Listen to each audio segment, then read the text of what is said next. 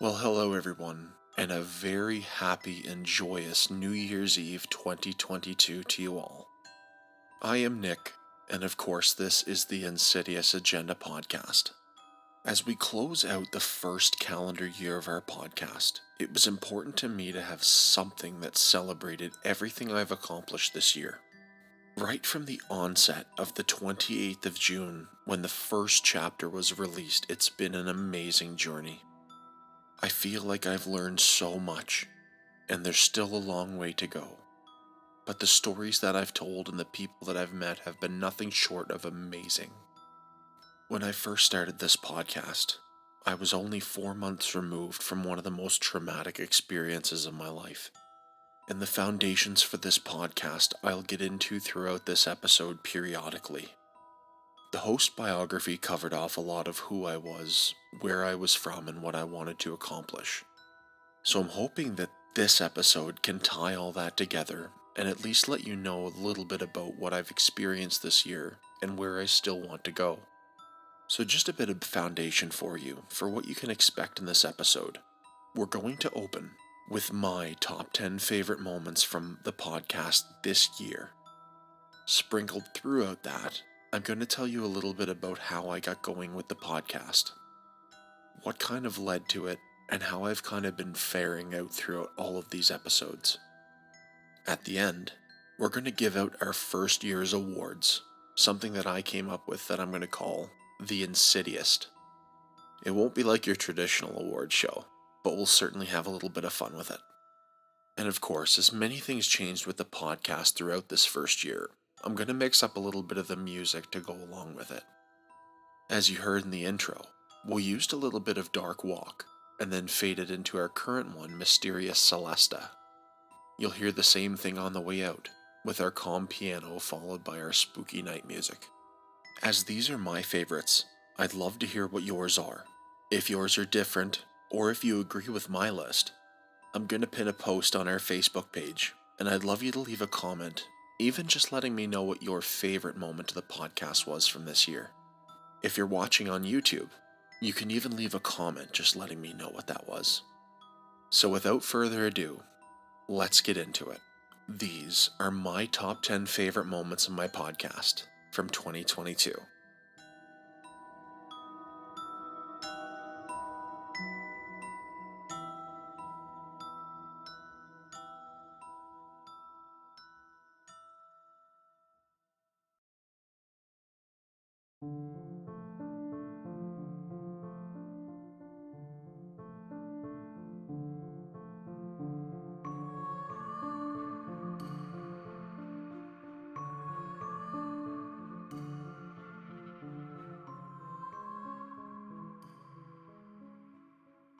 Coming in at number 10, the one that started it all.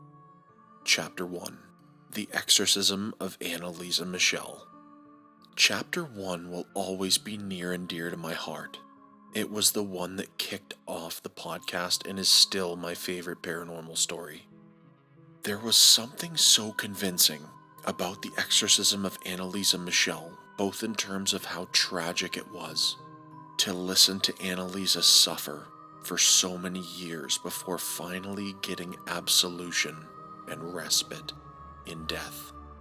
Also, it allowed me to tie in my favorite horror movie, The Exorcism of Emily Rose, the only one that still scares me to this day. It's always amazing for me to go back and have a listen at how far I've come since that day in June. And that's really in terms of everything: scripting, vocal confidence, editing, etc. Someday, I might go back and re-record it. But there's some beauty in the fact that that's where I started, and I'll be forever grateful I've come so far. My favorite part of the episode, which I won't replay here due to copyright infringement, is the playing of the clip at the beginning, in the squaring off of Tom Wilkinson's father Richard Moore, and the amazing Jennifer Carpenter's afflicted Emily Rose. It set the tone for the episode, and something that impactful is always hard to capture. So there was no other choice for me than to start the podcast with, again, my favorite paranormal story of all time. And like we'll do with most in this list, let's play a small clip from that episode. Again, just so you can see how far we've really come. Annalisa's last words ever spoken were to her mother, telling her that she was very afraid. At the conclusion of the exorcism, Father Rentz departed the home. Anna went to bed shortly after, while her father remained with Annalisa in her room. Annalisa had begun screaming and convulsing when her father would deal a final blow to their demons. Joseph had stated that he told the demons to depart in the name of God so that his daughter would recover. Annalisa immediately turned over and went to sleep. At number 9, I have the wonderful comments and support from fans. One of the greatest things about having been able to do this podcast is to reach the fans that I've been able to. I set out on this journey hoping to kickstart a community. Although we've got a long way to go, and I haven't gotten as much social interaction as I'd hoped for, there have been a few amazing people who have left comments and reached out along the way. As there have been many behind the scenes and in my personal life who give me a pat on the back I need to keep going. I can't outrightly share those with you. However, here are some of those that I've received from outside of my personal sphere that I can. The first goes out to a listener, Julio, from the UK. Julio was the first to message me saying how excited he was that he found the podcast. Julio even shared some useful links with me of stories from his heritage that I'll hopefully be able to bring you in the future. So a big shout out to both you and your mom, Julio. Thanks for listening. The second goes out to the first thoughtful comment I ever received on YouTube on my 4th episode about the Borley Rectory. It was from a listener whose username was Pandabella, who had the following to say: "You are truly an amazing narrator. I am so delighted that I found your channel. I'm such a paranormal obsessive all day, every day. I was your 45th subscriber, and what an honor it was to be. Truly a die-hard fan. Please keep continuing to bring us these amazing unexplained hauntings of all sorts." Panda, I hope you've still been listening, and that I haven't let you down, even if I have a few more subjects sprinkled in now between the paranormal ones. My last shout-out will go to YouTube listener Sarah Helton, who wrote me just a few months ago. "Where have you been all my life? New sub. Now I binge your channel." If that's not enough to keep an amateur podcaster going, what is? So hello again, Sarah, and thank you for your amazing heartfelt comment. It's the little things like this that make it all worth it. At number 8 was all of the voiceovers in Chapter 21, the Dyatlov Pass incident. Of course, the most listened to episode couldn't go without a mention. Though there were so many voiceovers in the episode, for listening, I chose the final diary entry from the group, that of Igor Dyatlov himself. These voiceovers were all amazing for me, as I got to do 7 or 8 different Russian-sounding dialects. It ends up on this list just because of how much fun I had with the episode. It might not come through in the seriousness of some of the episodes, but I genuinely enjoy doing the different voices and the editing that comes along with it. So let's relive Igor Dyatlov's final diary entry one more time. Diary entry, January 31st, Igor Dyatlov. Weather today is a bit worse. Wind, west, snowing, probably from the pines, since the sky is perfectly clear. Started relatively early, around 10 a.m. Got back on the Mansi Trail. Up to now, we're following a Mansi Trail on which not so long ago passed a hunter with a deer. Yesterday, it seems we stumbled upon his resting stop. The deer didn't go any further. The hunter took the beaten trail by himself. We are following in his steps. Had a surprisingly good overnight. Air is warm and dry, though it's 18 to 24 degrees Celsius. Walking is especially hard today. We can't see the trail. Have to grope our way through at times. Can't do more than 1.5 kilometers per hour. Trying out new ways to clear the path. The first in line drops his backpack, skis forward 5 minutes, comes back for a 10 to 15 minute break, then catches up with the group. That's one way to keep laying ski tracks non-stop. Hard on the second hiker though, who has to follow the new trail with full gear on his back. We gradually leave the Ospia Valley. It's upwards all the way but goes rather smoothly. Thin birch grove replaces firs. The end of forest is getting closer. Wind is western, warm, piercing with speed like the draft from airplanes at takeoff. Firm, open spaces. I can't even think of setting up storage here. It's nearly 4. We have to start looking for a place to pitch the tent. We go south, in the Ospia Valley. It seems this place has the deepest snow. Wind, not strong. Snow is about 1.22 meters deep. We're exhausted, but start setting up for the night. Firewood is scarce, mostly damp firs. We build the campfire on the logs, too tired to dig a fire pit. Dinner's in the tent, nice and warm.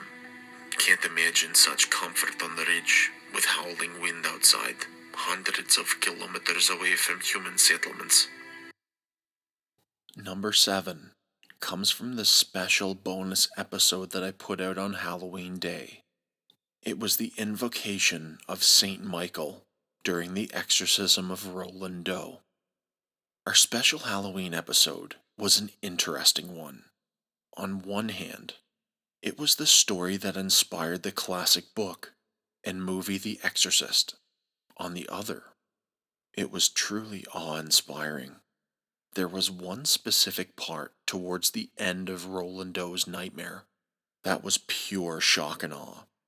It was when the priests battling the demons invoked the name of Saint Michael the Archangel and stated that Saint Michael would do battle for Roland's soul. When Roland awoke, he didn't remember anything that happened, but he recalled having a vision that he witnessed Saint Michael vanquishing Satan on a great battlefield. It went a little something like this. As the evening progressed, at around 10:45 p.m., the priests invoked the name and the power of Saint Michael the Archangel. They would beseech Saint Michael to drive Satan from Roland's body. They shouted back at the demon, saying that Saint Michael would battle them for the boy's soul. Locked in a battle with this demonic entity were Fathers Bowdern and Halloran, and through divine intervention, the Archangel Saint Michael. When after 7 minutes, everything subsided and went quiet, Roland would awake from his trance, sit up, and he said 2 words. He's gone. He had absolutely no memory or recollection of any of the events that transpired. The one thing Roland did know, and he conveyed this to the priests, was that he had a vision of Saint Michael vanquishing Satan on a great battlefield. The story discussed for number 6 was probably the most well-known and most frightening of the stories I've covered. It comes from chapter 17, The Conjuring, and it is Andrea Perron's waking nightmare. Possibly no story we know is scarier than The Conjuring. The on-screen portrayal of the Warrens in their battling of the demonic Bathsheba was a movie for the ages. But it has no comparison to the terror experienced by the real Perron family.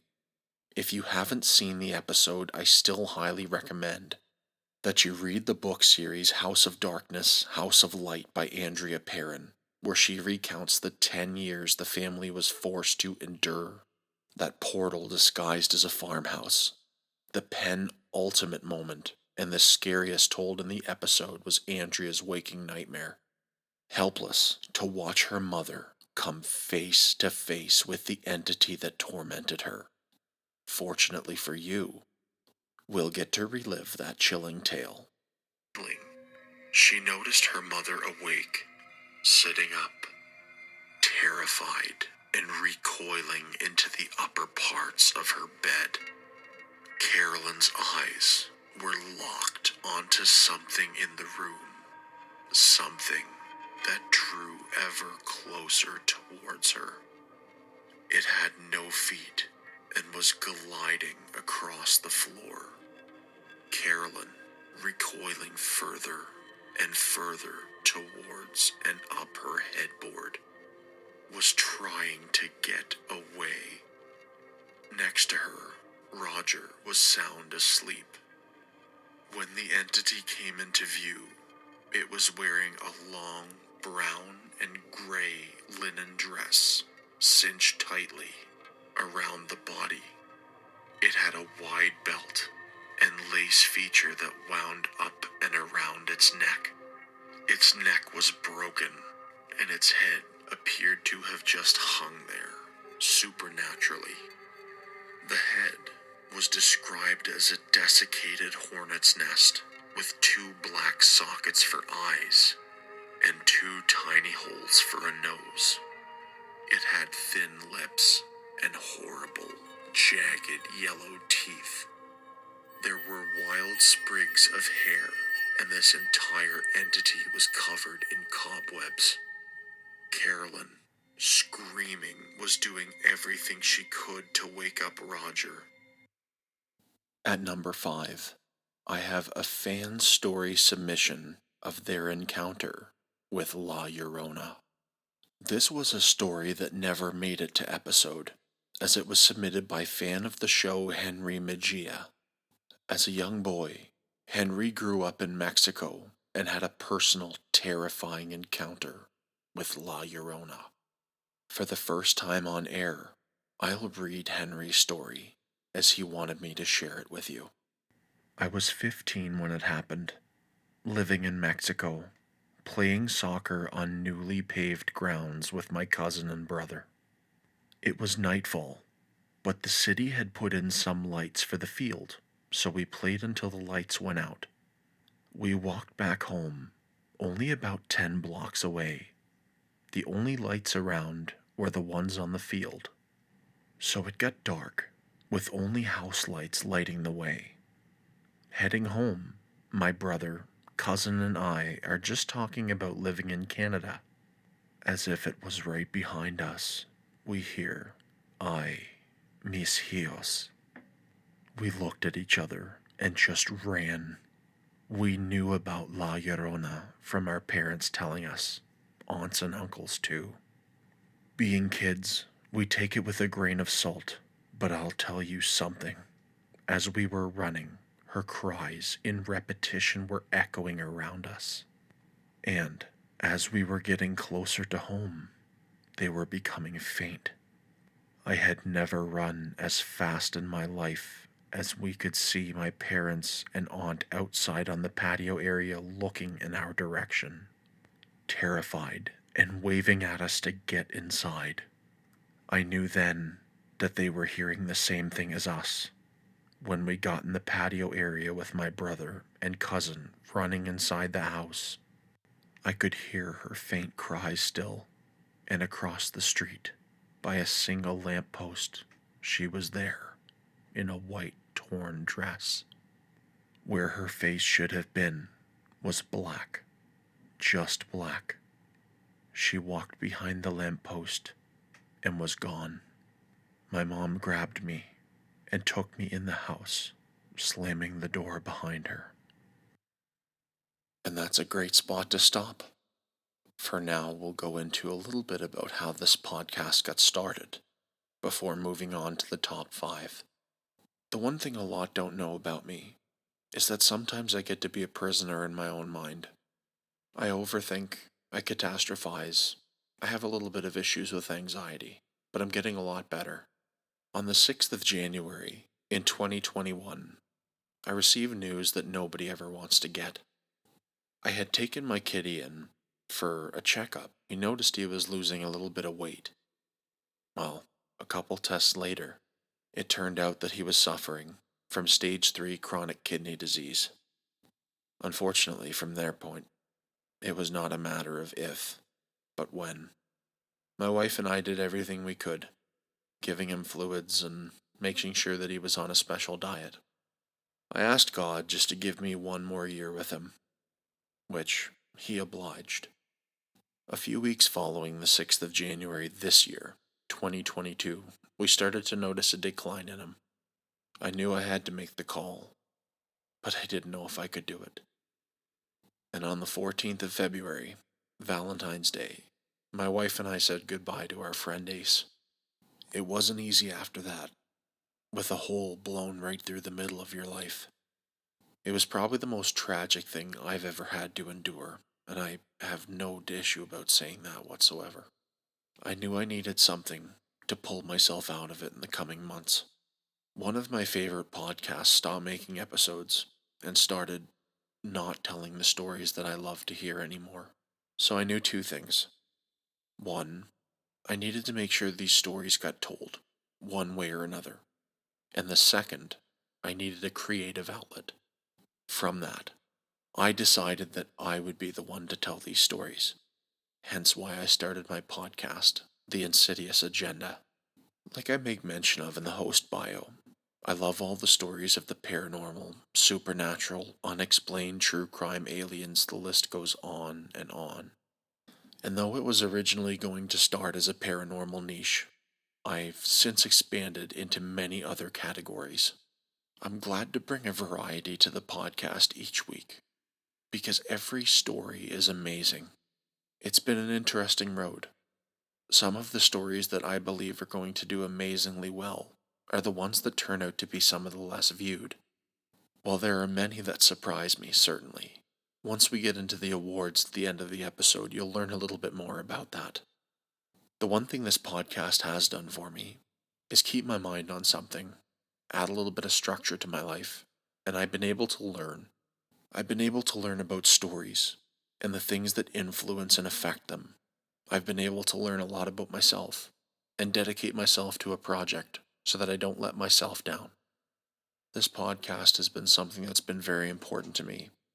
I endeavor to keep bringing episodes each week on new and exciting subjects. I've made this podcast the way I love it, with an introduction that kind of builds the subject, the telling of the story, a few thoughts, and a close. In 2023, I plan to bring on a few guests and make things as exciting as I can for you. As I set out to make a community, if there's any stories you'd like to hear, I'd love to hear from you. Even if you want to write one yourself, I'd be more than happy to tell it. Above all, I owe thanks to my cat Ace. He was a loving friend and a loyal companion. He was always good to me, even when the times were hard and I wasn't so good to myself. I also owe it to my wife, who, although she doesn't listen to my podcast, she's very supportive nonetheless. This is actually the second episode I'm recording on the new microphone she got me for Christmas, so that's pretty exciting too. And I want to thank you all for listening. It's truly made this experience really special, and it's nice to see where from around the world my listeners are listening in from. It's amazing to have touched all corners and every continent. Whether you've been listening from day one or discovered me through my most recent episode, thank you for being here. Thank you for making 2022 special and memorable, and I look forward to bringing you much more in 2023. So with that, you now know how the podcast got started and why it's so important to me. Let's get back to our top 10, beginning with number 4. Number 4 was the reading of the Russian sleep experiment at the end of chapter 14, The History of Halloween. As I just mentioned, I love all of the creepy and macabre stories that are out there. Always one of my favorite stories was the creepypasta legend, The Russian Sleep Experiment. I loved this episode because I really learned a lot about the foundations of Halloween in the beginning before finally moving on to the story. The Russian sleep experiment is twistedly horrific, and it was quite the experience to get to do a reading of it myself, as the only other known recording of the episode I know of was from the original author. Not to mention, I got to do a few different voices in it as well. If you'd like to listen to the whole story again, re-listen to the back half of chapter 14. But for those who can't wait, let's play a little bit of the ending now. I won't be locked in here with these things. Not with you. He screamed at the man strapped to the table. What are you? He demanded. I must know. The subject smiled. Have you forgotten so easily? The subject asked. We are you. We are the madness that lurks within you all, begging to be free at every moment, in your deepest animal mind. We are what you hide from in your beds every night. We are what you sedate into silence and paralysis when you go into the nocturnal haven where we cannot tread. As I mentioned before, the support of my family and friends through this process has been very important to me. So at number 3, I have Cassie Baxter's voiceover of Esther Cox in Chapter 2, The Great Amherst Mystery. Ever since I made the announcement of the creation of the Insidious agenda, Cassie was one of the first to reach out and offer her support to the podcast in whatever way she could. I was extremely fortunate to meet Cassie in drama class all the way back in 2005. She was eager to lend her voice to the Insidious agenda and landed her first role as Esther Cox, the tormented teenager of Amherst, Nova Scotia. I certainly hope to have Cassie back on the podcast soon. For those who want to hear Cassie's voiceover one more time, I'll play that for you here. And thanks again, Cassie. You did an awesome job. Look there. Look there. My God, it is the ghost. Don't you all see him? There he stands, all in gray. See how his eyes are glaring at me? And he laughs at me when he says I must leave the house tonight or he'll start a fire in the loft and burn us all to death. Oh, what shall I do? Where shall I go? The ground is covered with snow and yet I cannot remain. For he will do what he threatens. He always does. Oh, I wish I were dead. Number 2 was one of the more impactful things in the podcast so far. It was from an episode that I anticipated to be very popular. However, as I mentioned before, sometimes the ones I expect to be aren't. This comes from Chapter 16, Part 2, The Salem Witch Trials. It was the reading of the names of the victims at the tail end of that episode. I was thrilled to finally tell another of my favorite historical events. It was very impacting to hear the horrible things that these men and women endured. The fake testimonies, spectral evidence, and a pure fanatical craze contributed to the deaths of 19 individuals in Salem alone. The most impactful for me was to read the names of the victims to close out the episode. I made mention that we would never forget the names, but in case you have since then, here they are. To close this episode, in their memory, I'll read each of the names of those victims who perished, either in prison awaiting trial or execution at Gallows Hill in Salem because of their supposed crimes. Let us learn from their deaths and never repeat them again. Bridget Bishop, Sarah Good, Rebecca Nurse, Elizabeth Howe, Susanna Martin, Sarah Wilds, George Burroughs, George Jacobs Sr., Martha Carrier, John Proctor, John Willard, Mary Esty, Mary Parker, Alice Parker, Ann Putator, Wilmot Reed, Margaret Scott, Samuel Wardwell, Giles Corey, Martha Corey, Ann Foster, Sarah Osborne.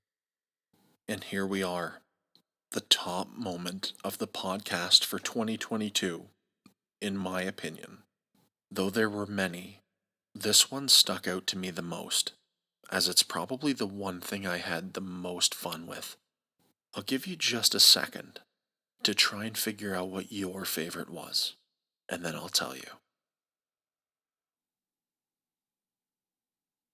My personal favorite moment of 2022, the reading of Bonnie Parker's famous foreshadowed poem, The Trail's End, from 1934.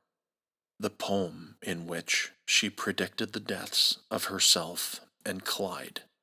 This is the one thing I had the most fun with. I didn't know how much of a good time I'd have reading her poem to close out the episode, so I ended up just making the poem its own video on YouTube as well. I didn't know I'd have as much fun reading that poem and doing the verse and the prose as I did. In addition, I got to do a little bit of a Texas accent, or my interpretation of it anyway, and just the general tone of the poem contributed to an overall amazing time doing the 3-minute long reading. And since it was number one, I'll play just a few verses. And to close out the chapter, I'll leave you with the story of the famous gangsters themselves, in Bonnie Parker's own poem, The Trail's End, from 1934. You've read the story of Jesse James, of how he lived and died.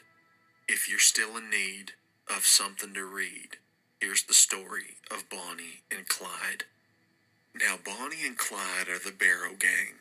I'm sure you all have read how they rob and steal, and those who squeal are usually found dying or dead. They don't think they're too smart or desperate. They know the law always wins. They've been shot at before, but they do not ignore that death is the wages of sin. Someday, they'll go down together. They'll bury 'em side by side. To few, it'll be grief. To the law, a relief. But it's death for Bonnie and Clyde. And there you have it. My top 10 podcast moments of 2022. I'd be very interested to know if yours differs from mine. So if you've got a few favorite ones that I didn't mention here, or you just want to say your top one, again, I'll have a post pinned to Facebook so you can make your comment. And before we move on to the awards, let's just do a quick little recap of the top 10.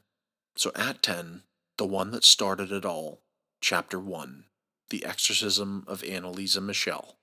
Number 9, the wonderful comments and support from fans. 8, the voiceovers of Chapter 21, The Dyatlov Pass Incident. Number 7, the Invocation of St. Michael, in our Halloween episode, The Exorcism of Roland Doe. Number 6, from Chapter 17, The Conjuring, Andrea Perron's Waking Nightmare. Number 5, Henry Magia's fan story submission of his encounter with La Llorona. Number 4, the reading of the Russian sleep experiment in Chapter 14.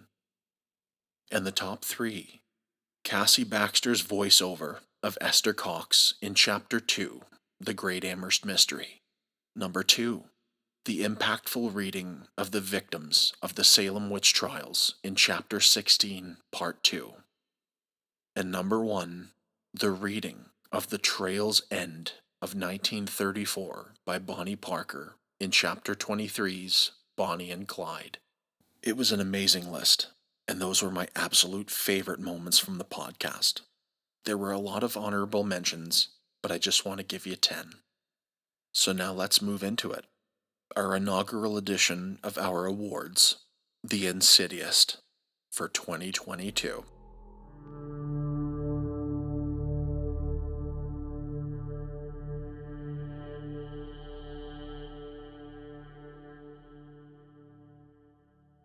The first award is more like your raspberry.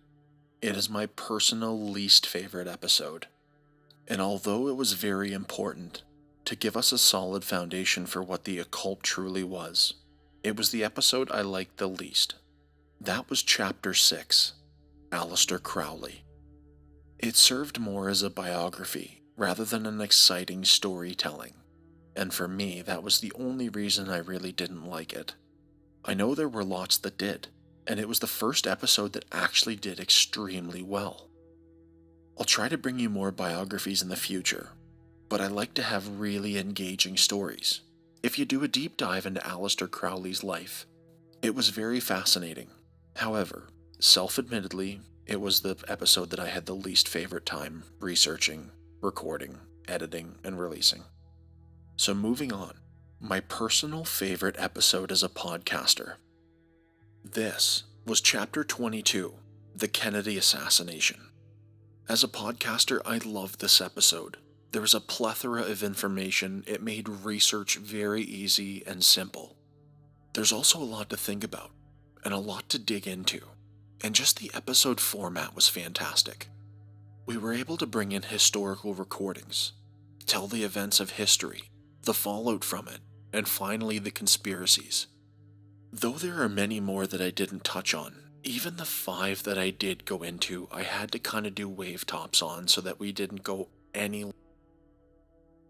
It also leaves a lot open to the imagination, and you can dig into any part of it and find tons of information. I'm even looking forward to digging into it a bit more, especially the Zapruder film. My wife got me an awesome book for Christmas, so I'm really looking forward to reading it. So again, my personal favorite episode as a podcaster was the Kennedy assassination. The next award goes to the best story, and that belongs to Chapter 17, The Haunting of the Perron Family, better known as The Conjuring. It is the best story hands down. Again, I come back to it both in the episode and this episode. If you get the chance to read House of Darkness, House of Light, do it.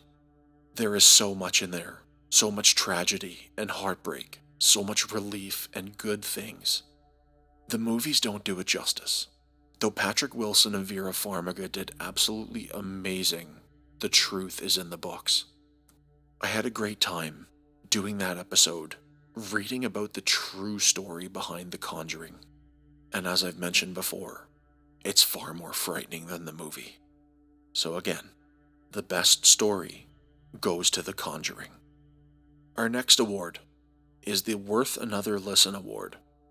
And I might be a bit biased here, and you could probably go back to my top 10, but it's Bonnie and Clyde.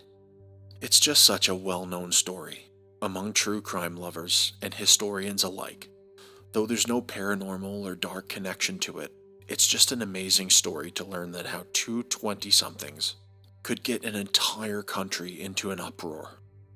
Of course, they weren't the only ones going around at the time, but they were the 1930s Romeo and Juliet. Their story will always be remembered for 2 things: their brief reign and their love. So if you're looking to go back and listen to another one, let it be Chapter 23, Bonnie and Clyde. And now we come into the 3 performance-based episodes. These are most watched in terms of YouTube and the downloads I receive through my hosting website Buzzsprout. And just like football, we have the Mr. Irrelevant Award. This one is one that I really expected to be great. It was the first true crime / paranormal episode I did way back in Chapter 5. It was terrifying. It was great. Even the scene was horrific. And it's still amazing that that house is standing today and you can visit it. So Mr. Irrelevant for 2022, and it pains me to say, goes to Chapter 5, The Villisca Axe Murders. Again, I highly recommend you check this one out again. I had an amazing time making it. It was such a gruesome, horrific story and even incorporated the paranormal.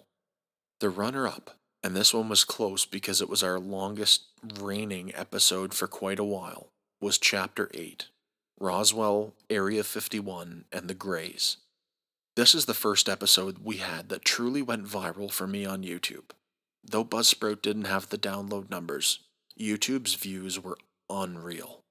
It might not seem like a lot, but the episode for the longest time had around 450 views, which was unreal. Especially when you factor in my average viewership on YouTube up to that point was between 10 and 20 views. So for something to crest 400 was certainly amazing.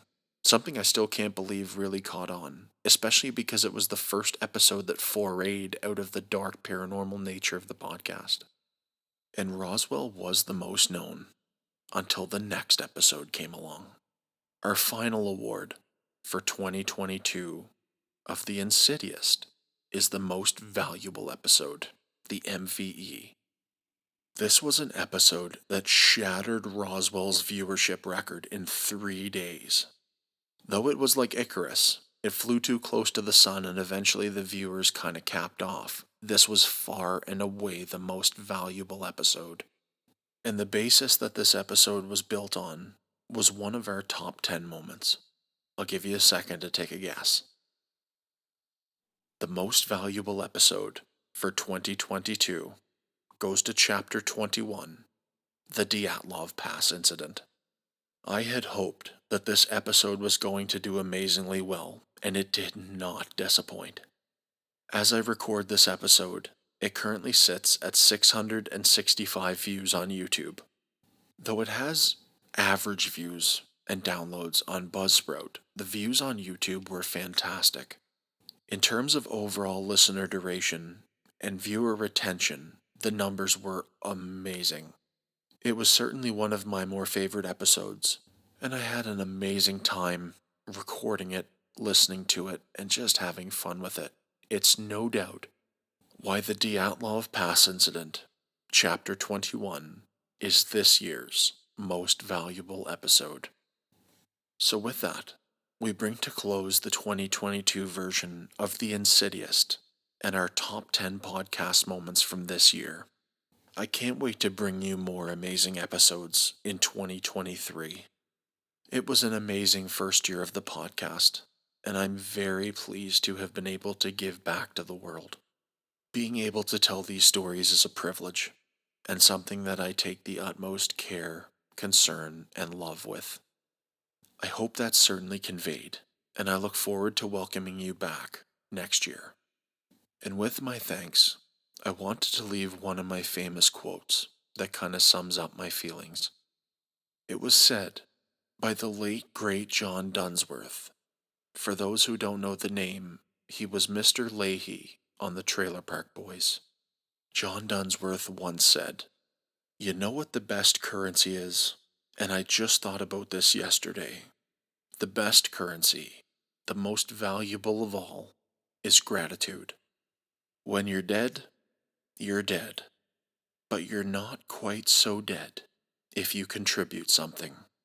And to my listeners, this is my contribution to you. Have a wonderful New Year's Eve, and I'll see you in 2023. Stay spooky.